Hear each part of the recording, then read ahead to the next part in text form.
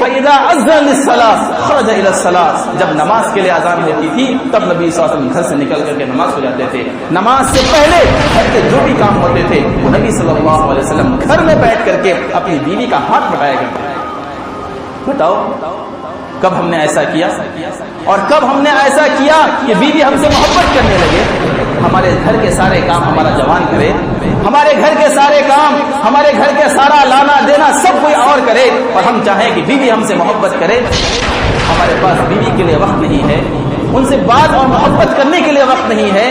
ہماری اولاد کی تربیت کے لیے رات میں کچھ دیر بیٹھ کر کے بچوں سے پوچھے کہ تم نے آج کتنی نمازیں پڑھی، آج تمہارا دن کیسے گزرا، تم نے کتنا سبق یاد کیا، تم نے ٹیچر کے پاس کیا پڑھا، استاد کے پاس کیا پڑھا.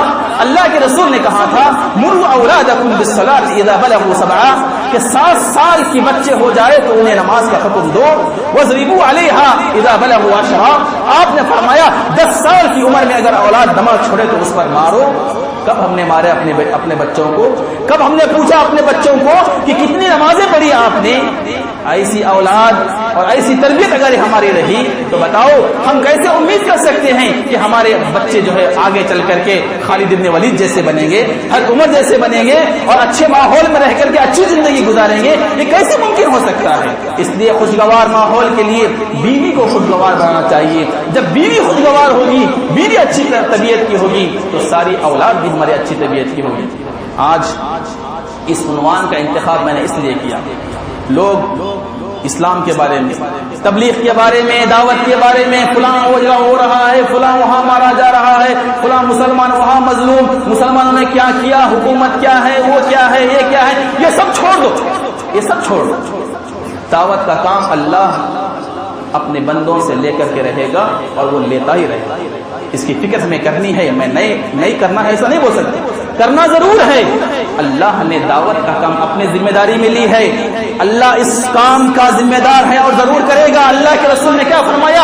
ان اللہ لا یؤید هذا الرجل بالدین، ان اللہ یؤید بهذا الدین بالرجل الفاسق. اللہ نے کہا اگر اللہ چاہے تو ایک گنہگار کافر اور فاسق کے ذریعے بھی دین. اعوذ باللہ من شرور انفسنا ومن سیئات اعمالنا، من يهده الله فلا مضل له ومن يضلل الله فلا هادي له، وأشهد أن لا إله إلا الله وحده لا شريك له، وأشهد أن محمدا عبده ورسوله أرسله بالحق بشيرا ونذيرا وداعيا إلى الله بإذنه وسراجا منيرا. أما بعد، فإن أصدق الحديث كتاب الله، وخير الهدي هدي محمد صلى الله عليه وسلم، وشر الأمور محدثاتها، وكل محدثة بدعة، وكل بدعة ضلالة، وكل ضلالة في النار. أعوذ بالله من الشيطان الرجيم. بسم الله الرحمن الرحيم. يا أيها الناس اتقوا ربكم الذي خلقكم من نفس واحدة وخلق منها زوجها وبث منهما رجالا كثيرا ونساء واتقوا الله الذي تساءلون به والأرحام إن الله كان عليكم رقيبا. يا أيها الذين آمنوا اتقوا الله حق تقاته ولا تموتن إلا وأنتم مسلمون. يا أيها الذين آمنوا اتقوا الله وقولوا قولا سديدا يصلح لكم أعمالكم ويغفر لكم ذنوبكم ومن يطع الله ورسوله فقد فاز فوزا عظيما. وقال الله تبارك وتعالى في القرآن المجيد والفرقان الحميد وعاشروهن بالمعروف. وقال النبي صلى الله عليه وسلم الدنيا متاع وخير متاع الدنيا المرأة الصالحة. رواہ مسلم. حاضرین جمعہ، نوجوان ساتھیوں، بزرگوں اور پردہ نشین خواتین اسلام، ہر قسم کی تعریف، بڑائی و بزرگی، حمد و ثنا اس اللہ وحدہ لا شریک لہ کے لیے لائق ہے جو ہم سب کا اکیلا تنہا خالق مالک اور رازق ہے۔ وہ اکیلا ہے، اس کا کوئی شریک نہیں ہے۔ انسان کی ساری عبادتیں، روحانی، جسمانی، بدنی، سب عبادتیں اسی اللہ رب العالمین کے لیے ہیں۔ ہر قسم کی عبادت، ہر قسم کی تعریف، ہر قسم کے سجدوں اور ہر قسم کی عبادت کا مستحق صرف وہ اکیلا اللہ رب العالمین ہے۔ ہماری نذر و نیاز، ہماری قربانیاں، ہمارے صدقات، خیرات و زکوٰۃ، غرض جسمانی و روحانی ساری عبادتیں اس اکیلے اللہ کے لیے لائق و زیبا ہے، اس کا کوئی شریک نہیں ہے۔ اللہ رب العالمین کی اس مختصر سی حمد و ثنا کے بعد تمام انبیاء کرام پر درود و سلام نازل ہو، خصوصیت کے ساتھ ہمارے اور آپ کے آخری نبی، رہبر عالم، رہنمائے امت، آقائے دو جہاں جناب محمد مصطفیٰ صلی اللہ علیہ وسلم کی ذات گرامی پر۔ حاضرین، خطبہ مسنونہ کے بعد ایک چھوٹی سی آیت اور صحیح مسلم کی حدیث نمبر 1460 پر 7 میں نے آپ کے سامنے بیان کی ہے۔ اس مناسبت سے آج جمعہ کا عنوان ہے خاندانوں میں نیک بختی کی کیا اسباب ہو سکتے ہیں۔ ہم سب جانتے ہیں اللہ رب العالمین نے انسان کو دنیا میں پیدا کیا ہے تاکہ انسان اللہ کی عبادت کرے۔ قرآن مجید میں اللہ رب العالمین نے فرمایا کہ ہم نے تم کو پیدا کیا مرد اور عورت سے، تمہارے درمیان بہت سارے قبیلے اور خاندان بنائے۔ یہ قبیلے اور خاندان بنانے کا مقصد ہے لتعارفوا، تاکہ تمہاری آپس میں ایک دوسرے کی پہچان ہو سکے۔ یہ فلاں خاندان کا ہے، یہ ماں ہے، یہ باپ ہے، یہ بیوی ہے، یہ لڑکے ہیں، یہ اولاد ہیں، یہ دادا ہیں۔ یہ پہچان کے لیے اللہ رب العالمین نے خاندان قبیلے بنائے ہیں۔ پھر آگے اللہ رب العالمین نے فرمایا اسی مقصد کے لیے اللہ نے انسان کو پیدا فرمایا۔ اللہ نے فرمایا ان اکرمکم عند اللہ اتقاکم، تم میں سب سے باعزت شخص اللہ کے پاس وہ ہے جس کا تقوی زیادہ، جس کا خوف اللہ سے زیادہ ہو، وہی تمہارے پاس اللہ کے پاس سب سے مقرب بندہ ہے۔ لہذا معلوم ہوا یہ خاندان، یہ قبیلے، یہ عیش و عشرت، یہ بنگلے، یہ مکان، یہ دوست، یہ احباب، کوئی اللہ کے پاس کام آنے والے نہیں ہیں۔ انسان کا نیک عمل ہی اللہ رب العالمین کے پاس کام آنے والا ہے۔ پھر اس دنیا میں جب انسان آتا ہے، اس کی چند دنوں کی یہ زندگی ہوتی ہے، لیکن جس کی زندگی عیش والی زندگی ہو، آرام و سکون والی زندگی ہو، اللہ رب العالمین نے انسان کو اس دنیا میں پیدا کرنے کے بعد اسے دنیا میں سکون اللہ رب العالمین عطا فرمائے، خاندان آپس میں ایک دوسرے سے محبت کے ساتھ رہے، الفت کے ساتھ رہے، تو یہ اس کے لیے اللہ کی اس روئے زمین پر سب سے بڑی نعمت ہوگی۔ انسان کو اللہ رب العالمین نے دنیا میں پیدا کرنے کے بعد اگر اسے صحت دے دیا اور اس کے بعد اس کی زندگی کو خوشگوار بنا دیا، اس کے آپس میں اس کے اور اس کی بیوی کے درمیان، اس کے اور اس کے خاندان کے درمیان، اس کے اور اس کے والدین کے درمیان، اس کے دوستوں کے درمیان محبت اللہ رب العالمین نے پیدا کر دی، تو اللہ رب العالمین کی یہ بہت بڑی نعمت اور بہت بڑا احسان ہے۔ آئیے اب صرف 5 نکات کی شکل میں، صرف 5 پوائنٹ پر میں آپ کو بات کروں گا اور یہ بتانے کی کوشش کروں گا کہ خاندان کے درمیان الفتیں اور محبتیں کیسے پیدا ہو سکتی ہیں۔ ہم آپس میں ایک اچھے شوہر، ایک اچھے بیٹے، ایک اچھے باپ اور ایک اچھا خاندان کا رئیس و سردار ہم کیسے بن سکتے ہیں، میں 5 باتیں میں آپ کو آج اس خطبے کے موقع پر بتاؤں گا۔ سب سے پہلی بات، انسانی زندگی میں زندگی اچھی ہونے کے لیے سب سے پہلے انسان کو کام جو کرنا ہے وہ اچھی بیوی کا انتخاب۔ اچھی بیوی دنیا کی تمام نعمتوں میں سے سب سے بڑی نعمت ہے۔ دنیا کی ساری نعمتوں کو آپ ایک طرف رکھیں اور آپ کی بیوی اگر نیک اور صالح بن جائے تو یہ آپ کے لیے تمام دنیا کی نعمتوں سے بہتر ہے۔ جو حدیث میں نے آپ کے سامنے پڑھی صحیح مسلم حدیث نمبر 1460 پر 7 رسول اللہ صلی اللہ علیہ وسلم نے فرمایا الدنیا متاع، یہ دنیا کا، یہ پوری دنیا ساز و سامان ہے۔ انسان اس دنیا میں آیا ہے تو اس کے لیے کچھ ساز و سامان کی ضرورت پڑتی ہے، یہ پوری دنیا ساز و سامان ہے۔ اور پھر آگے اللہ کے رسول نے فرمایا وَخَيْرُ مَتَاعِ الدُّنْيَا الْمَرْأَةُ الصَّالِحَةُ، اور دنیا کی تمام چیزوں میں سے سب سے اچھی اگر کوئی چیز ہے تو نیک عورت ہے، نیک بیوی ہے، یہ دنیا کی تمام نعمتوں میں سے سب سے بڑی نعمت ہے۔ اس لیے انسان اس دنیا میں خوشگوار زندگی گزارنا چاہتا ہے تو وہ انتخاب نیک بیوی کا کرے، صالح بیوی کا کرے، کیونکہ اسی سے نیک خاندان بنتے ہیں، نیک قبیلے بنتے ہیں۔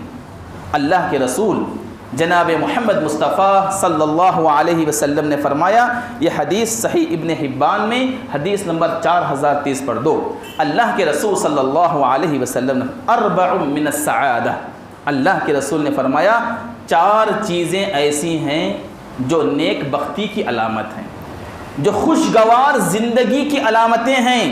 یہ 4 چیزیں اگر کسی انسان کے اندر دنیا میں اس کو سارے ایک ساتھ مل جائے تو اس کی دنیا کی زندگی بڑی سعادت والی زندگی، بڑی نیک بخت زندگی، بڑی خوشحال زندگی ہوگی۔ سب سے پہلی بات المرأۃ الصالحہ، سب سے پہلی بات اللہ کے رسول نے فرمایا نیک بیوی۔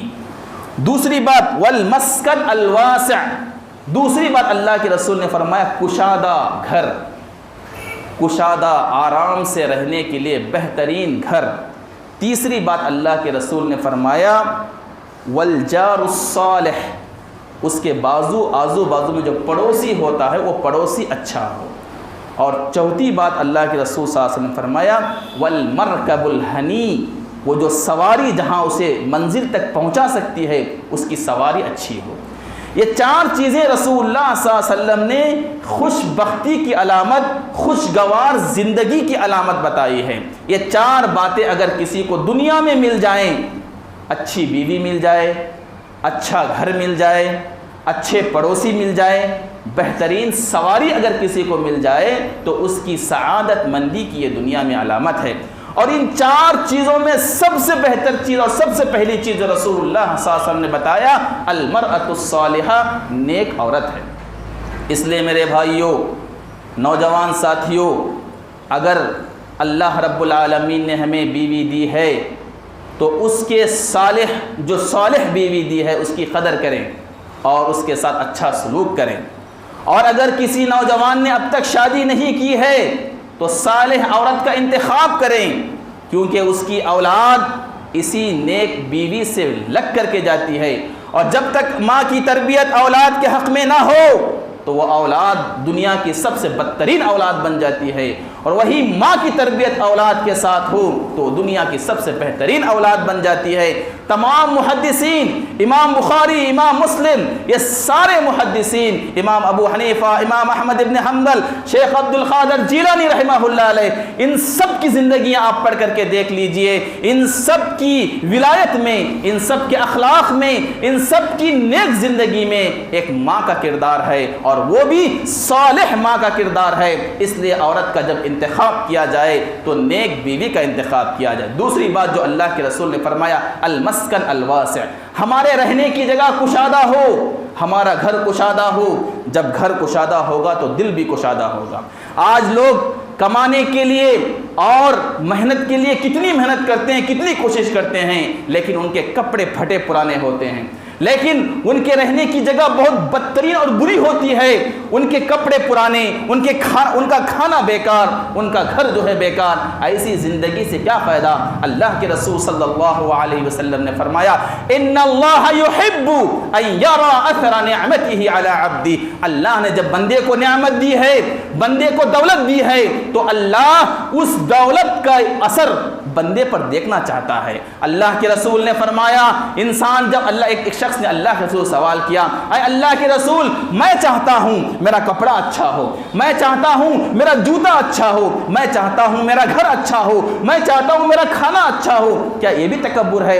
اللہ کے رسول نے اس وقت فرمایا نہیں، اللہ اپنی نعمت کا اثر اپنے بندوں پر دیکھنا چاہتا ہے۔ اس لیے میرے بھائیوں، اللہ نے اگر آپ کو سہولت دی ہے، اللہ نے آپ کو نیک بیوی دی ہے، نیک بیوی کے ساتھ اچھے گھر کا بھی بندوبست کرو، اچھے گھر کا بھی خیال کرو، کیونکہ یہ دنیا میں آپ کے لیے اللہ رب العالمین کی طرف سے خوشگوار زندگی کا دوسرا نمونہ ہے۔ اس لیے آپ خوشگوار زندگی چاہتے ہو، کنجوسی مت کرو، گھر بنانے میں کنجوسی مت کرو۔ اللہ رب العالمین نے اگر آپ کو دولت اور نعمت دی ہے، اللہ رب العالمین نے نیک بیوی دی ہے، تو اچھے سے اچھا گھر بنانے کی کوشش کرو، کشادہ سے کشادہ گھر بنانے کی کوشش کرو۔ اچھا گھر ہوگا تو اللہ کی جانب سے بھی اچھا رزق آئے گا۔ تیسری بات جو اللہ کے رسول نے فرمایا، گھر بناتے وقت پڑوسیوں کا بھی خیال رکھو، گھر بناتے وقت پڑوسیوں کا بھی خیال رکھو۔ آزو بازو ہمارے لوگ کیسے ہیں، کیا وہ توحید پرست ہیں، کیا وہ مشرک ہیں، کیا وہ کافر ہیں؟ ان کے گھر جا جا کر ہماری اولاد تو کہیں بگڑ نہ جائے گی، ان کے پاس بیٹھ بیٹھ کر کے ہماری اولاد بھی وہ موبائل کی عادی اور گانے بجانوں کی عادی نہیں ہو جائے گی۔ یہ سوچ کر کے اچھے گھر کا جہاں انتخاب کرتے ہو، اچھے پڑوسیوں کا بھی انتخاب کرو، اچھے پڑوسیوں کو بھی دیکھ کر کے گھر بناؤ۔ اسی لیے جگہ خریدتے وقت آدمی یہ سوچ کر کے خریدے کہ میرے بازو آنے والا کون ہے، میرے بازو رہنے والا کون ہے۔ اگر برا پڑوسی ہے تو یہ بدبختی کی علامت ہے۔ اور چوتھی بات جو اللہ کے رسول نے فرمایا، گاڑی اچھی ہو، پھرنے کی جو چیز ہو جو ہمارے لیے میسر ہو اللہ کی جانب سے، وہ بھی کشادہ اور وہ بھی اچھی ہو۔ یہ چار باتیں نبی صلی اللہ علیہ وسلم نے سعادت کی اور نیک بختی کی باتیں بتائیں۔ اسی میں اللہ کے رسول نے فرمایا وَأَرْبَعٌ مِّنَ الشَّقَاوَةِ، چار چیزیں بدبختی کی علامت ہیں، چار چیزیں ایسی ہیں جو بدبختی کی علامت ہیں۔ اس میں اللہ کے رسول صلی اللہ علیہ وسلم نے فرمایا الجار السوء، برا پڑوسی، والمرأة السوء، بری عورت، والمسکن الضیق، بہت تنگ اور بہت ہی مشکل میں ڈالنے والا گھر، والمرکب السوء، اور بہت بری سواری جو ہر جگہ بار بار خراب ہو جائے، یہ بدبختی کی علامت ہے، یہ برائی کی علامت ہے۔ اس لیے ان چار چیزوں میں سعادت ہے۔ اور پہلی چیز جو نبی صلی اللہ علیہ وسلم نے حدیث میں بیان فرمائی وہ نیک عورت ہے۔ اس لیے نبی صلی اللہ علیہ وسلم نے نیک عورت کا انتخاب کرنے کا حکم دیا۔ صحیح بخاری کی روایت ہے، اللہ کے رسول نے فرمایا تنکح المرأة لأربع، لمالها ولجمالها ولحسبها ولدینها فاظفر بذات الدین تربت یداک۔ اللہ کے رسول نے فرمایا عورت کو نکاح چار چیزوں کی بنیاد پر کیا جاتا ہے، اس کی مال کی وجہ سے، اس کی خوبصورتی کی وجہ سے، اس کے خاندان کی وجہ سے، اس کے دین کی وجہ سے۔ اللہ کے رسول نے فرمایا دین کو ترجیح دو، دین کو اہمیت دو، کیونکہ یہی چیز ہمیشہ باقی رہنے والی ہے۔ اللہ کے رسول نے فرمایا فلا تنکحن لمالہن لعلہن یطغیہن، لوگوں عورت کو اس کا مال دیکھ کر کے شادی مت کرو، ہو سکتا ہے کہ یہ مال اسے تکبر میں ڈال دے۔ اللہ کے رسول نے فرمایا فلا تنکحوهن لجمالهن لعلهن یطغیہن، لوگوں عورت سے نکاح اس کی خوبصورتی کو دیکھ کر کے مت کرو، کیونکہ ہو سکتا ہے کہ عورت اپنی خوبصورتی کی وجہ سے اپنے آپ کو فخر کرے اور شوہر کی خدمت نہ کرے۔ پھر اللہ کے رسول نے فرمایا اگر کسی بات کو ترجیح دینا ہے تو دینداری کو ترجیح دو، یہیں سے تمہاری اولاد بنتی ہے، یہیں سے ایک اچھی نسل بنتی ہے، یہیں سے اچھا فیوچر اور مستقبل بنتا ہے۔ اس لیے عورت کا جو انتخاب کیا جائے وہ بہترین اور پاک دامن اور دیندار عورت کا انتخاب کیا جائے۔ اسی طریقے سے جب بیٹیوں کے لیے داماد تلاش کرنا ہو، انسان کو بیٹیوں کے لیے داماد تلاش کرنا ہو یا لڑکیوں کو کوئی لڑکا تلاش کرنا ہو، گھر والوں کو تلاش کرنا ہو، اس میں بھی چار چیزیں دیکھی جائیں۔ اللہ کے رسول نے جو فرمایا مال سے شادی مت کرو، مالداری سے شادی مت کرو، مالدار بگڑ سکتا ہے۔ خوبصورت لڑکے سے شادی مت کرو، اس کی خوبصورتی ختم ہو سکتی ہے۔ اور سب سے اہم چیز ہے دینداری، امانت داری اور جو ہے اچھے اخلاق اور علم والے سے شادی کرو، یہی چیز ہمیشہ باقی رہنے والی ہے۔ ایک سیرت کا بڑا مشہور واقعہ ہے، 1 منٹ میں وہ واقعہ بتاتا ہوں۔ بہت مشہور تابعی گزرے ہیں، سید التابعین سعید ابن المسیب رحمہ اللہ علیہ۔ سعید ابن المسیب رحمہ اللہ علیہ بہت بڑے تابعین ہیں، تقریباً 70 سے زائد صحابہ کرام کو انہوں نے دیکھا ہے۔ سعید ابن المسیب جن کو سید التابعین کہتے ہیں، یہ داماد تھے مشہور صحابی حضرت ابو ہریرہ رضی اللہ عنہ کے داماد تھے سعید المسیب۔ ان کی ایک بیٹی تھی، انہیں ابو ہریرہ کی نواسی تھی، بڑی بہترین اچھے اخلاق والی اور بڑی خوبصورت بھی تھی۔ اس زمانے میں جو بادشاہ تھا ملک عبدالعزیز مروان، جو بادشاہ تھا اس وقت، اس بادشاہ نے اپنے بیٹے کے لیے سعید بن المسیب کی بیٹی کے لیے رشتہ بھیجا کہ میرا بیٹا ہے مروان، اس سے میں آپ کی بیٹی کا نکاح کرانا چاہتا ہوں۔ کئی مرتبہ بار بار بول کر کے بھیجا کہ میں آپ کی بیٹی سے میرے بیٹے کا نکاح کرانا چاہتا ہوں۔ وقت کا بادشاہ تھا، وقت کے بادشاہ نے ایک غریب عالم کی بیٹی تھی، ان سے نکاح کے لیے پیغام بھیجا۔ سعید بن المسیب اللہ پر بھروسہ دیکھیے، اعتماد دیکھیے اور دینداری کتنی ان کے اندر تھی۔ وقت کے بادشاہ کے بیٹے کے لیے رشتہ گیا تھا، سعید بن المسیب نے انکار کر دیا، وقت کے بادشاہ کو اپنی بیٹی نہیں دی۔ اس وقت ان کے درس میں حاضر ہونے والے ایک شاگرد تھے جن کا نام تھا ابو وداع، وہ بار بار سعید بن المسیب کے درس میں آتے تھے، بڑے اخلاق والے، بڑے عبادت گزار، بہت ہی زیادہ بہترین انسان تھے۔ 3 دن غیر حاضر رہے، درس میں حاضر نہیں ہوئے سعید بن المسیب کے۔ چوتھے دن جب آئے تو استاد نے شاگرد سے پوچھا کہ کیا وجہ ہے کہ آپ 3 دن ہمارے درس میں شریک نہیں رہے؟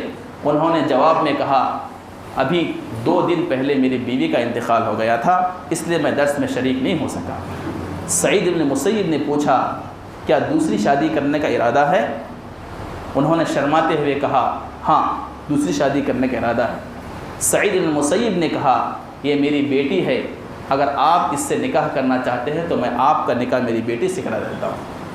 ابو وداع جو ایک غریب تھے، پہننے کے لیے صحیح سے کپڑے نہیں تھے، اخلاق اور بہترین عادت، علم جو ان کے پاس تھا، اس کی وجہ سے وقت کے خلیفہ جو مروان نے اپنے بیٹے کے لیے پیغام نکاح بھیجا تھا، انہوں نے اس سے نہ کرتے ہوئے ایک اور شخص جس کی بیوی کا انتقال ہو چکا تھا، جس کی دوسری شادی تھی، انہوں نے اپنی بیٹی کا نکاح ان سے کر دیا۔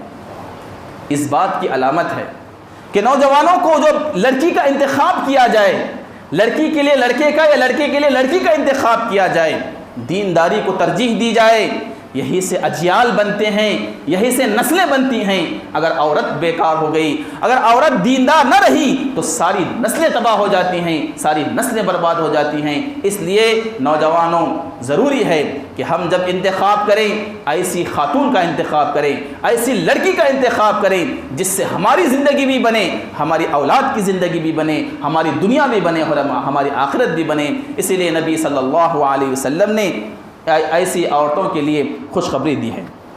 اللہ کے رسول جناب محمد مصطفیٰ صلی اللہ علیہ وسلم نے صحیح ترمذی کی حدیث ہے، حدیث نمبر 1080 پر 5، اللہ کے رسول نے فرمایا اذا جاءکم من ترضون دینہ وخلقہ فانکحوہ۔ اللہ کے رسول نے فرمایا لوگو جب تمہارے پاس ایسا رشتہ آ جائے، تمہارے پاس تمہاری لڑکی کے لیے ایسا رشتہ آ جائے جس کا دین تمہیں خوش کر دے، جس کے اخلاق تمہیں خوش کر دے، جس کا دین تمہیں خوش کر دے، جس کے اخلاق تمہیں خوش کر دے، فانکحوہ، اس سے نکاح کرو۔ اس لڑکی کا نکاح اس دیندار لڑکے سے کرو۔ اللہ کے رسول نے آگے کیا فرمایا وَإِلَّا تَفْعَلُوهُ تَكُنْ فِتْنَةٌ فِي الْأَرْضِ۔ اللہ کے رسول نے فرمایا لوگو سمجھو اگر اچھا دیندار رشتہ آنے کے باوجود اپنی بیٹی کا رشتہ تم نے دیندار لڑکے سے نہیں کیا، زمین میں فساد ہو جائے گا، زمین میں فتنہ ہو جائے گا، فتنے و فساد زمین میں عام ہو جائیں گے۔ آج فتنے، آج فساد، آج زنا، آج ہمارے گھروں میں بیٹھی ہوئی لڑکیاں اس بات کی علامت ہیں کہ ہم گھمنڈی ہو کر کے بیٹھ گئے، ہم یہ تصور کرنے لگے میرے بیٹے کو فلاں سے کیسے رشتہ دوں، میری بیٹی کو فلاں کی رشتہ میں کیسے کر دوں، وہ اتنا غریب ہے، اس کا خاندان ایسا ہے، اس کا فلاں ایسا ہے۔ ایسے سوچ سوچ کر کے ہماری بچیوں کی عمر، ہماری لڑکیوں کی عمر 30 سال 35 سال ہو گئی۔ اس کے ذمہ دار ان کے والدین ہیں، ان کے گھر والے ہیں، ان کے خاندان والے ہیں۔ اگر فتنہ و فساد زمین میں ہوا تو سب سے پہلے ان کے ذمہ داروں کو اللہ رب العالمین کا عذاب آئے گا۔ اس لیے میرے بھائیوں لڑکی کی عمر جب ہو جائے، اچھے رشتے آ جائیں، اچھے ایسے رشتے جن سے اخلاق خوش ہو جائیں، جن کے اخلاق سے آپ خوش ہو جائیں، جن کی دینداری سے آپ خوش ہو جائیں، فوراً جو ہے آپ نکاح کرو، ورنہ زمین میں فتنہ و فساد فساد ہو جائے گا۔ اللہ کے رسول کی بات جھوٹی نہیں ہو سکتی۔ اللہ کے رسول نے فرمایا تکن فی الارض فتنۃ و فساد، زمین میں فتنے اور فساد ہو جائیں گے۔ اس لیے ضروری ہے ہم اپنی اولاد کے بارے میں، اپنی لڑکیوں کے بارے میں، اپنے پاس رہتی ہوئی بہنوں کے بارے میں ہم سوچیں۔ اللہ کو خوش کرنے والا کوئی بھی رشتہ آئے، اس کے اخلاق کی، اس کی دینداری کی تحقیق کر کے، وہ کمانے کے بارے میں کبھی مت سوچو کہ یہ کیا کمائے گا، کیا کھائے گا۔ اللہ رب العالمین نے اس انسان کو دنیا میں پیدا کیا ہے تو رزق اللہ کے ہاتھ میں، رزق اللہ کے ہاتھ میں ہے۔ کتنے ایسے لوگ تھے جو فقیر سے فقیر تر تھے، اللہ نے شادی کے بعد انہیں مالدار بنا دیا، اور کتنے ایسے مالدار تھے جو اپنے مال پر جنہیں تکبر اور فخر تھا، اللہ رب العالمین نے شادی کے بعد انہیں غریب بنا دیا۔ فقر و فاقہ، محتاجی و مالداری، یہ سب اللہ رب العالمین کے ہاتھ میں ہے۔ لیکن اللہ کا وعدہ ہے شادی کرنے سے اللہ رب العالمین زندگی میں خیر و برکتیں نازل فرماتے ہیں۔ اللہ نے فرمایا یکونوا فقراء یغنیہم اللہ من فضلہ، شادی کرنے سے پہلے اگر کوئی غریب ہے تو اللہ رب العالمین شادی کرنے کے بعد اپنے فضل سے اسے مالدار بنا دے گا۔ یہ اللہ کا وعدہ ہے۔ اللہ کا وعدہ ہے کہ اگر فقیر ہے شادی کرنے سے پہلے، کوئی محتاج ہے شادی کرنے سے پہلے، تو اللہ رب العالمین شادی کرنے کے بعد رزق کے راستے اس کے لیے، اس کی نسل کے لیے، سب کے لیے اللہ رب العالمین رزق کے راستے کھول دیتے ہیں۔ دوسری بات، اچھے خاندان اور اچھے جو ہے رشتہ داری میں رہنے کے واسطے دوسری چیز ہے العشرہ بین الزوجین بالمعروف۔ جب شادی ہو جائے تو میاں بیوی کے درمیان اچھے تعلقات رہنا، یہ بہت ضروری ہے۔ عام طور پر دیکھا جاتا ہے آدمی کو دعوت و تبلیغ کا، دینداری کا اور اچھے کام کرنے کا بڑا شوق ہوتا ہے۔ باہر نکلتے ہی آدمی ایسا معلوم ہوتا ہے کہ پوری دینداری صرف اسی کے پاس ہے، اور پورے دین کا جذبہ، دین کا شوق اسی کے پاس ہے۔ دیکھنے سے ایسا لگتا ہے کہ اگر یہ نہ ہو تو جماعت و جمعیت کا کیا ہوگا، لوگوں کا کیا ہوگا، ایسا محسوس ہونے لگتا ہے۔ لیکن وہی فرد جب اس کی بیوی کے پاس اس کے تعلقات کا ذکر کیا جاتا ہے تو وہ دنیا کا سب سے بدترین انسان ثابت ہوتا ہے۔ اسی لیے اللہ کے رسول صلی اللہ علیہ وسلم نے فرمایا کہ اگر کسی کے اخلاق کے بارے میں پوچھنا ہو تو اس کی بیوی سے پوچھ لو۔ اگر بیوی گواہی دے کہ میرا شوہر دنیا کا سب سے اچھا شوہر ہے تو ہم اس کو مان لیں گے کہ یہ اچھا آدمی ہے۔ اسی لیے اللہ کے نبی صلی اللہ علیہ وسلم کے تعلق سے حضرت عائشہ رضی اللہ عنہا کے پاس پوچھا گیا کیف کان خلق النبی صلی اللہ علیہ وسلم، بتائیے عائشہ اللہ کے رسول کے اخلاق کیسے تھے؟ حضرت عائشہ نے کیا جواب دیا؟ کان خلقہ القرآن، کہا کہ آپ نے قرآن نہیں پڑھا؟ قرآن پڑھ لو، قرآن میں جو جو اچھے صفات بتائے گئے ہیں، جو جو اچھے ہیبٹس اور اچھے عادت بتائے گئے ہیں، وہ پورے نبی صلی اللہ علیہ وسلم کے پاس تھے، اور نبی صلی اللہ علیہ وسلم دنیا کے سب سے بہترین شوہر تھے۔ یہ حضرت عائشہ رضی اللہ عنہا کی نبی صلی اللہ علیہ وسلم کے تعلق سے گواہی ہے۔ بولنے کا مقصد یہ ہے اگر ہم چاہتے ہیں کہ ہمارا خاندان اچھا ہو، اگر ہم چاہتے ہیں کہ ہماری زندگی خوشگوار ہو، ہمارا اٹھنا بیٹھنا اطمینان کے ساتھ گزرے، تو ہم کو چاہیے کہ دنیا میں ماں باپ کے بعد سب سے زیادہ جس کے ساتھ ہم رہتے ہیں اس کے ساتھ اچھا سلوک کیا جائے۔ ماں باپ کے بعد سب سے زیادہ جس کے ساتھ ہم لگے ہوئے رہتے ہیں، ہمارا اوڑھنا بچھونا وہ، ہماری زندگی وہ، جن کے ساتھ ہم رہتے ہیں ان کے ساتھ اچھا سلوک کیا جائے۔ اسی لیے اللہ رب العالمین نے قرآن مجید میں فرمایا، سورہ نساء کی آیت نمبر 19، وَعَاشِرُوهُنَّ بِالْمَعْرُوفِ، اللہ رب العالمین نے فرمایا لوگو دیکھو اپنی بیویوں کے ساتھ اچھا سلوک کرو، اچھی زندگی گزارو۔ فَإِن كَرِهْتُمُوهُنَّ فَعَسَىٰ أَن تَكْرَهُوا شَيْئًا وَيَجْعَلَ اللَّهُ فِيهِ خَيْرًا كَثِيرًا، ہو سکتا ہے کہ کبھی کبھی تم کسی چیز کو ناپسند کرتے ہو، کسی چیز کو ناپسند کرتے ہو، اللہ اسی میں تمہارے لیے بھلائی رکھا ہوا ہوتا ہے۔ اس لیے میرے بھائیوں اپنی بیویوں کے ساتھ اچھا سلوک کرو۔ اللہ کے رسول صلی اللہ علیہ وسلم نے صحابہ کو کئی نصیحتیں کی، اچھا خاندان کیسا بنتا ہے، ایک اچھا معاشرہ کیسا بنتا ہے، ایک اچھی سوسائٹی کیسے بن سکتی ہے، ایسے کئی باتیں نبی صلی اللہ علیہ وسلم نے صحابہ کو بتائی۔ اس میں سے ایک بات میں آپ کو بتانا چاہتا ہوں جو نبی صلی اللہ علیہ وسلم نے فرمایا، یہ صحیح بخاری کی روایت ہے، حدیث نمبر 3330 پر 1۔ اللہ کے رسول صلی اللہ علیہ وسلم نے فرمایا استوصوا بالنساء خیرا، لوگو دیکھو میں بہت باتیں تم کو بولنے کے بجائے ایک بہترین بات بولتا ہوں خوشگوار زندگی کے لیے۔ خوشگوار زندگی کے لیے بہترین بات کیا ہے؟ اپنی بیوی کے ساتھ حسن سلوک کرو۔ جس بیوی کے ساتھ تمہیں پوری زندگی بتانی ہے، جس بیوی کے ساتھ تمہیں آخری دم تک رہنا ہے، تمہارا اچھا بھی وہی، تمہارا برا بھی وہی، تم سب کچھ اسی کے لیے کرتی ہو اور وہ سب کچھ تمہارے واسطے کرتی ہے، اس لیے بیوی کے ساتھ اچھا سلوک کرو، حسن سلوک کرو۔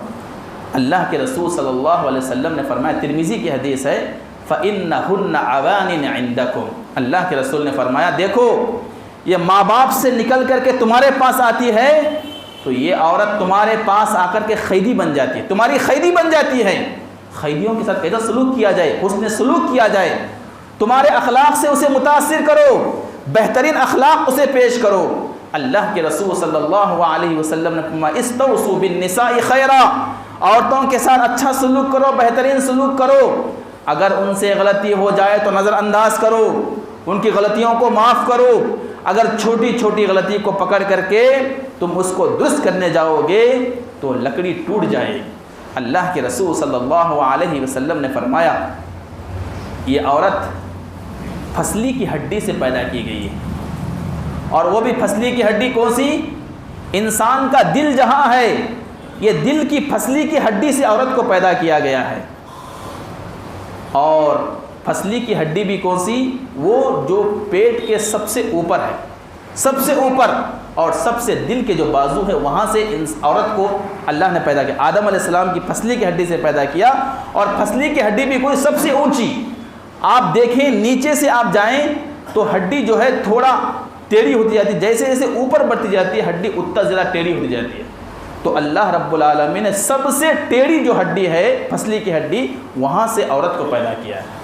پھر اللہ کے رسول صلی اللہ علیہ وسلم نے فرمایا، محدثین نے لکھا ہے اللہ چاہے تو رائٹ سائڈ سے بھی پیدا کر سکتا تھا جہاں دل نہیں ہے، اللہ چاہے تو عورت کو رائٹ سائڈ سے بھی پیدا کر سکتا آدم علیہ السلام کی، نہیں، لیکن اللہ نے لیفٹ سائڈ سے پیدا کیا، آدم علیہ السلام کے لیفٹ سائڈ سے، اور وہ بھی پھسلی کے سب سے آخری ہڈی سے پیدا کیا جہاں دل ہے۔ اس سے محدثین نے لکھا ہے کہ عورت کو جس طرح یہ دل کے بازو کی ہڈی سے پیدا کیا گیا ہے، شوہر کو اسی طرح اس کو اپنے دل میں رکھنا چاہیے، دل میں شوہر کو اپنی بیوی کو رکھنا چاہیے۔ جس طرح یہ ہڈی دل سے قریب ہے اسی طرح عورت بھی ایک مرد کے اتنی ہی قریب ہونا چاہیے، تبھی اس کے زندگی میں سکون رہے گا اور تبھی اس کے زندگی میں راحت رہے گی۔ اللہ کے رسول نے فرمایا اس ٹیڑھی ہڈی کو زیادہ سیدھا کرنے جاؤ گے تو ٹوٹ جائے گی، اور اللہ کے رسول نے فرمایا وَكَسْرُهَا الطلاق، اور اس عورت اس ہڈی کا ٹوٹنا گویا طلاق کی نوبت آ جائے۔ چھوٹے چھوٹے معاملات میں طلاق کی نوبت تک آ جاتی ہے، خلا کی نوبت تک آ جاتی ہے۔ یہ ساری نوبتیں، یہ ساری مصیبتیں اس وقت آتی ہے جب میاں بیوی کے اندر اچھی انڈرسٹینڈنگ نہ ہو۔ اس لیے اچھا معاشرہ اگر ہم چاہتے ہیں، نیک بخت معاشرہ چاہتے ہیں، ہم بھی نیک، ہماری عورت بھی نیک، ہماری بیوی بھی نیک، ہمارے بچے بھی اگر ہم نیک چاہتے ہیں تو عورتوں کے ساتھ حسن سلوک کیا جائے، اس کے ساتھ اچھا برتاؤ کیا جائے۔ آج ہی سے آپ محبت کا آغاز کیجئے، کل سے دیکھیے آپ کی زندگی کتنی خوشگوار زندگی گزرتی ہے۔ انسان ساری ٹینشنیں، ساری مصیبتیں باہر لے کر کے پھرتا ہے، لیکن جیسے ہی گھر جاتا ہے اس کی ساری مصیبتیں دور ہو جاتی ہیں جب وہ اپنی بیوی سے محبت کرے۔ اسی لیے اللہ کے رسول نے فرمایا بہترین عورت وہ ہے جب آپ اس کی طرف دیکھیں تو آپ کا دل خوش ہو جائے، آپ غصے میں بھی ہو تو آپ کا غصہ ٹھنڈا پڑ جائے، اور آپ اس کو دیکھیں تو آپ کی ساری تھکاوٹ اور ٹینشنیں دور ہو جائیں۔ ایسی عورت پیدا کرنے کے واسطے اس کے ساتھ حسن سلوک بھی ضروری ہے، اچھا برتاؤ بھی ضروری ہے، تبھی جا کر کے ایک خاندان اچھا اور بہترین خاندان بن سکتا ہے۔ اللہ کے رسول جناب محمد مصطفیٰ صلی اللہ علیہ وسلم نے فرمایا الا اخبرکم بنساء من اہل الجنہ، کیا میں تمہیں جنت والی عورت کی صفت نہ بتاؤں، ایسی عورت کے بارے میں نہ بتاؤں جو جنت میں تم کو ملے گی؟ صحابہ نے فرمایا ضرور اللہ کے رسول بتائیے۔ اللہ کے رسول نے فرمایا الودود الولود الاعود علی زوجہا، اللہ کے رسول نے فرمایا جنتی عورت کون سی عورت ہے، اس کی صفتیں کیا ہیں، اس کے پاس کیا چیزیں ہونی چاہیے، کیا ہیبٹس اس کے پاس ہونے چاہیے؟ اللہ کے رسول نے فرمایا وہ عورت الودود جو اپنے شوہر کو اپنی جان سے بھی زیادہ چاہنے والی ہے، اور پھر اللہ کے رسول نے فرمایا وہ عورت جو اپنے شوہر کی ہر خواہش کو پوری کرے، وہ عورت جب اس کا شوہر غصہ ہو جائے تو شوہر کے پاس آ کر کے اس کے غصے کو ٹھنڈا کر دے۔ اللہ کے رسول صلی اللہ علیہ وسلم نے فرمایا اذا اوذیت، جب تم اس عورت کو تکلیف دو، جاءت، وہ تمہارے پاس آئے، حتی تأخذ بید زوجها، یہاں تک کہ وہ اپنے شوہر کے ہاتھ کو پکڑے، ثم تقول، پھر کہے لا اذوق غمسا حتی ترضى، قسم اللہ کی میں سوؤں گی نہیں، میں کھانا نہیں کھاؤں گی یہاں تک کہ آپ مجھ سے راضی نہ ہو جائیں۔ یہ شوہر جب اپنی بیوی کے ساتھ ایسا سلوک کرے گا تو بیوی بھی اس سے کہے گی کہ میں تجھ سے راضی ہوں، جب تک تو کھانا نہیں کھائے گا میں نہیں کھاؤں گی، جب تک تم چین سے نہیں سوؤ گے میں نہیں سوؤں گی۔ اگر ہماری عادتیں بیوی کے ساتھ بدترین سلوک ہو، اس کو دیکھ کر کے اپنا چہرہ پھرا لے تو بیوی بھی شوہر کو دیکھ کر کے اپنا منہ پھرا کر کے سو جائے گی، اور ایسی منہ پھرانے والے کے سبب اگر ہم بنیں تو اللہ کے رسول کی حدیث کا مصداق بھی ہم بنیں گے۔ اللہ کے رسول نے فرمایا وہ عورت جنت کی خوشبو نہیں پا سکتی، وہ عورت جنت کی خوشبو نہیں پا سکتی، جنت میں داخل نہیں ہو سکتی جس کا شوہر اس سے ناراض ہو جائے اور وہ پیٹ پھیر کر کے سو جائے۔ یہ عورت کب کرے گی؟ جب اس کا شوہر اس کے ساتھ بدسلوکی کرے، اس کے ساتھ حسن سلوک سے پیش نہ آئے، گھر کو آئے تو غصہ کرے، گھر کو آئے تو چڑچڑاہٹ اور پوری جو ہے ساری تھکاوٹ اپنی بیوی پر نکالے۔ ایسے شوہر کو بیوی پسند نہیں کرے گی۔ ہمارا معمول کیا ہے؟ ہمارا ماحول کیا ہے؟ آج ہم دیکھتے ہیں دوستوں کے ساتھ کتنا خوشی خوشی سے بات کرتے ہیں، کتنا ہنسی مذاق ہم کرتے ہیں، ہم سارے دوست مل جائیں تو کیا بہترین باتیں ہوتی ہیں، لیکن جب آدمی اپنی بیوی کے پاس جاتا ہے ایسا معلوم ہوتا ہے کہ دنیا کا سب سے بڑا پہلوان یہی ہے، ایسا معلوم ہوتا ہے کہ ساری دنیا کی ٹینشنیں اسی پر آئی ہوئی ہیں۔ وہ اپنی بیوی کے پاس جا کر کے اپنے پورے دوستوں کے غصے اور اپنے پورے باہر کے ٹینشنیں اپنی بیوی کے پاس بیان کر کے بیوی پر غصہ کرتا ہے، تو پھر ایسی بیوی اس شوہر سے محبت کیا کرے گی؟ اس لیے میرے بھائیوں، خاندان اچھا بننا ہے، زندگی اچھی بننی ہے، زندگی خوشگوار بننی ہے تو ہم اپنے اخلاق کو اچھا کریں، اپنی بیوی کے ساتھ حسن سلوک کریں، بیوی بھی ہمارے ساتھ حسن سلوک کرے گی۔ ہم کسی کے ساتھ بدسلوکی کر کے اس کے ساتھ اچھا ہونے کا یہ ہرگز نہ سوچیں، یہ دنیا کا معمول رہا ہے۔ اگر ہم کسی کے ساتھ اچھا سلوک کریں گے وہ بھی ہمارے ساتھ اچھا سلوک کریں گے، اور اگر ہم کسی کے ساتھ برا سلوک کریں گے تو وہ بھی ہمارے ساتھ برا سلوک کریں گے۔ تیسری بات، ادا الحقوق الواجبات الاسریہ۔ تیسری بات ہے کہ شادی ہونے کے بعد میاں بیوی کے جو حقوق ہوتے ہیں شوہر کو بھی ضروری ہے کہ وہ حق ادا کرے، اور بیوی کو بھی ضروری ہے کہ شوہر کے حق ادا کرے۔ یہ حقوق جب ادا ہوں گے تو آپس میں محبت زیادہ ہو جائے گی۔ عام طور پر جوائنٹ فیملی میں، ملی ہوئی فیملی میں لوگ کیا سمجھتے ہیں؟ لوگ سمجھتے ہیں کہ بیوی کو کچھ اٹھا کر کے بھی دے دیے، بیوی کو کچھ مدد بھی کر دیے تو ماں ادھر سے تانا دے گی اور باپ ادھر سے کہے گا، چھوٹا بھائی اور بڑا بھائی ادھر سے کہے گا یہ جورو کا غلام بن گیا ہے، جورو کی ہر بات سننے لگتا ہے۔ اس طرح کے تانوں سے محبت کا جو آغاز ہوتا ہے وہ آغاز ہونے سے پہلے ہی ختم ہو جاتا ہے۔ اس لیے ضروری ہے کہ ہمارے ماں باپ بھی سمجھیں، ہمارے چھوٹے بھائی بہن بھی سمجھیں، ہمارے بزرگ بھی سمجھیں کہ بیوی کے ساتھ محبت کرنا اسے دشمنی کرنے کے لیے شادی نہیں کی گئی ہے، اس سے محبت اور الفت پیدا کرنے کے لیے شادی کی گئی ہے۔ اللہ کے نبی جناب محمد مصطفیٰ صلی اللہ علیہ وسلم کے تعلق سے حضرت عائشہ صدیقہ رضی اللہ عنہا فرماتے ہیں، ایک اسود نے پوچھا، تابعی ہیں اسود نے پوچھا ام المومنین اللہ کے نبی گھر میں کیا کیا کرتے تھے؟ صحیح بخاری کی روایت ہے، پوچھا ام المومنین اللہ کے رسول گھر میں کیا کیا کرتے تھے؟ کہا کان فی محنت اہلہ، اللہ کے نبی اپنے گھر والوں کا کام کیا کرتے تھے، اپنے گھر والی کا کام اللہ کے نبی کیا کرتے تھے۔ فَإِذَا أَذَّنَ لِلصَّلَاةِ خَرَجَ إِلَى الصَّلَاةِ، جب نماز کے لیے اذان ہوتی تھی تب نبی صلی اللہ علیہ وسلم گھر سے نکل کر کے نماز کو جاتے تھے۔ نماز سے پہلے گھر کے جو بھی کام ہوتے تھے وہ نبی صلی اللہ علیہ وسلم گھر میں بیٹھ کر کے اپنی بیوی کا ہاتھ بٹایا کرتے تھے۔ بتاؤ کب ہم نے ایسا کیا؟ اور کب ہم نے ایسا کیا کہ بیوی ہم سے محبت کرنے لگے؟ ہمارے گھر کے سارے کام ہمارا جوان کرے، ہمارے گھر کے سارے کام، ہمارے گھر کے سارا لانا دینا سب کوئی اور کرے، اور ہم چاہیں کہ بیوی ہم سے محبت کرے۔ ہمارے پاس بیوی کے لیے وقت نہیں ہے، ان سے بات اور محبت کرنے کے لیے وقت نہیں ہے، ہماری اولاد کی تربیت کے لیے رات میں کچھ دیر بیٹھ کر کے بچوں سے پوچھے کہ تم نے آج کتنی نمازیں پڑھی، آج تمہارا دن کیسے گزرا، تم نے کتنا سبق یاد کیا، تم نے ٹیچر کے پاس کیا پڑھا، استاذ کے پاس کیا پڑھا۔ اللہ کے رسول نے کہا تھا مروا اولادکم بالصلاۃ اذا بلغوا سبعا، کہ 7 سال کے بچے ہو جائے تو انہیں نماز کا حکم دو، واضربوا علیہا اذا بلغوا 10، آپ نے فرمایا 10 سال کی عمر میں اگر اولاد نماز چھوڑے تو اس پر مارو۔ کب ہم نے مارے اپنے بچوں کو؟ کب ہم نے پوچھا اپنے بچوں کو کہ کتنی نمازیں پڑھی آپ نے؟ ایسی اولاد اور ایسی تربیت اگر ہماری رہی تو بتاؤ ہم کیسے امید کر سکتے ہیں کہ ہمارے بچے جو ہے آگے چل کر کے خالد ابن ولید جیسے بنیں گے، حضرت عمر جیسے بنیں گے اور اچھے ماحول میں رہ کر کے اچھی زندگی گزاریں گے؟ یہ کیسے ممکن ہو سکتا ہے؟ اس لیے خوشگوار ماحول کے لیے بیوی کو خوشگوار بنانا چاہیے۔ جب بیوی خوشگوار ہوگی، بیوی اچھی طبیعت کی ہوگی تو ساری اولاد بھی ہماری اچھی طبیعت کی ہوگی۔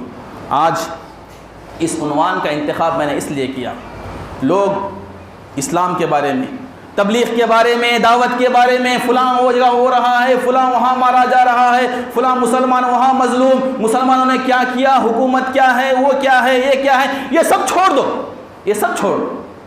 دعوت کا کام اللہ اپنے بندوں سے لے کر کے رہے گا اور وہ لیتا ہی رہے گا۔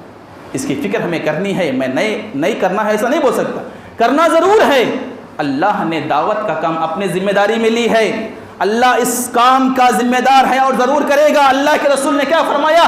ان اللہ لیؤید ھذا الرجل بالدین، ان اللہ یؤید بھذا الدین بالرجل الفاسق۔ اللہ نے کہا اگر اللہ چاہے تو ایک گنہگار کافر اور فاسق کے ذریعے بھی دین کا کام کرا سکتا ہے۔ حدیث میں ہے، حدیث میں اللہ کے رسول نے کہا اللہ چاہے تو ایک فاسق، ایک فاجر، ایک کافر کے ذریعے بھی دین کا کام کرا سکتا ہے۔ اپنے آپ کو سدھارو، اپنے آپ کو درست کرو، خاندان کو درست کرو، آپس میں محبتیں پیدا کرو۔ ایک آدمی دوسرے آدمی سے بات نہیں کر رہا، بیٹا باپ سے بات نہیں کر رہا، باپ بیٹے سے بات نہیں کر رہا، بیٹا باپ کا دشمن، باپ بیٹے کا دشمن، وہ اس کو گالی دی، وہ اس کو گالی دے، شوہر باپ کو بات نہ کرے، بیوی باپ کو بات نہ کرے، یہ ساری عداوتیں ہمارے درمیان ہیں اور ہم دعوت کا پرچم لے کر، دعوت کا جھنڈا لے کر کے نکلے ہیں۔ بتاؤ ہماری اصلاح کیسے ہو سکتی ہے؟ خود اپنے آپ کی اصلاح کرو۔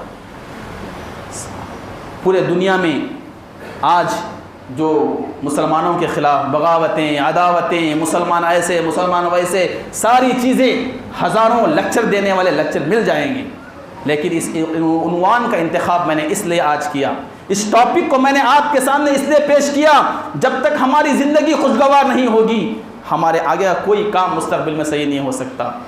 اس لیے سب سے پہلے اپنے آپ کو سدھارو، اپنے گھر کو سدھارو، اپنے خاندان کو سدھارو، اپنی بیوی کے ساتھ اچھا سلوک کرو، اپنے بچوں کے ساتھ اچھا سلوک کرو۔ یہی چیز ہم کو ایک اچھا معاشرہ بنا سکتی ہے۔ دعوت سے زیادہ سب سے اہم کام خود کی اصلاح ہے۔ جب تک خود کی اصلاح نہیں ہوگی، خاندان کی اصلاح نہیں ہوگی، اپنے آپ کی اصلاح نہیں ہوگی، اس معاشرے کا، اس سوسائٹی کا اور اس دنیا میں رہنے والوں کا کچھ بھی نہیں ہو سکتا۔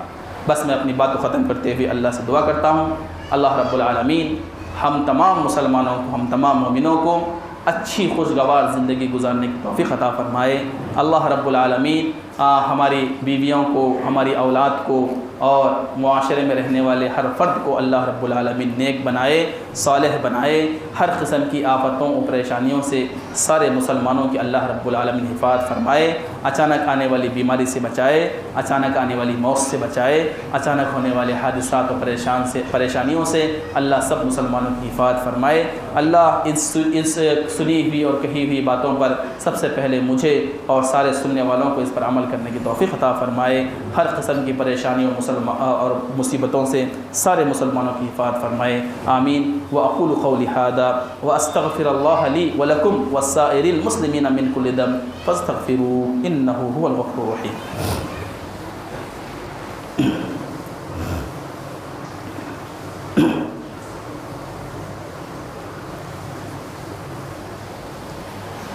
إن الحمد لله نحمده ونستعينه ونستغفره ونؤمن به ونتوكل عليه ونعوذ بالله من شرور أنفسنا ومن سيئات أعمالنا من يهده الله فلا مضل له ومن يضلل الله فلا هادي له وأشهد أن لا إله إلا الله وحده لا شريك له وأشهد أن محمدا عبده ورسوله أرسله بالحق بشيرا ونذيرا وداعيا إلى الله بإذنه وسراجا منيرا أما بعد فإن أصدق الحديث كتاب الله وخير الهدي هدي محمد صلى الله عليه وسلم وشر الأمور محدثاتها وكل محدثة بدعة وكل بدعة ضلالة وكل ضلالة في النار. أعوذ بالله السميع العليم من الشيطان الرجيم. بسم الله الرحمن الرحيم.